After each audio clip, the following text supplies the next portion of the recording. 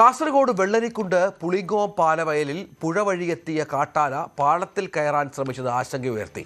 ജനവാസ പ്രദേശത്ത് കടക്കാൻ ശ്രമിച്ച കാട്ടാന നാട്ടുകാർ ബഹളം വെച്ചതിനെ തുടർന്നാണ് തിരികെ വനത്തിലേക്ക് പോയത്. ദൃശ്യങ്ങൾ ന്യൂസ് 18 കിട്ടി. രാവിലെ 7:30 മണിയോടെയാണ് പുളിങ്ങോം പാലാവയൽ പ്രദേശത്തെ പുഴ വഴി എത്തിയ ആന പാലത്തിലേക്ക് കയറാൻ ശ്രമിച്ചത്. ടൗണിനോട് ചേർന്ന് കിടക്കുന്ന പാലത്തിന് സമീപം ആന എത്തിയത് നാട്ടുകാരിൽ ഏറെ നേരം പരിഭ്രാന്തിക്ക് ഇടയാക്കി. പാലത്തിൽ തടിച്ചുകൂടിയവർ വലിയ രീതിയിൽ ശബ്ദമുണ്ടാക്കിയതോടെ ആന തിരിച്ചു പോവുകയായിരുന്നു. അരമണിക്കൂറോളം സമയം ടൗണിനോട് ചേർന്നുള്ള പാലത്തിനരികിലായി പുഴയോരത്ത് ആനയുണ്ടായിരുന്നു.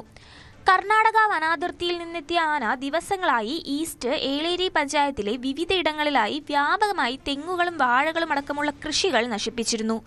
ദിവസങ്ങൾക്ക് മുൻപുണ്ടായ ശക്തമായ മഴയിലും വെള്ളത്തിലും വനാതിർത്തിയോട് ചേർന്ന് കിടക്കുന്ന ഫെൻസിംഗ് താറുമാറായതോടുകൂടിയാണ് ആന വരാൻ തുടങ്ങിയത്. കർണാടക വനത്തിൽ നിന്ന് പാലാവയൽ ടൗൺ പ്രദേശത്തേക്ക് 500 മീറ്റർ ദൂരം മാത്രമാണുള്ളത്. ന്യൂസ് 18 കാസർഗോഡ്. കൂടുതൽ വാർത്തകൾക്ക് news 18 Keralam YouTube channel subscribe ചെയ്യുക.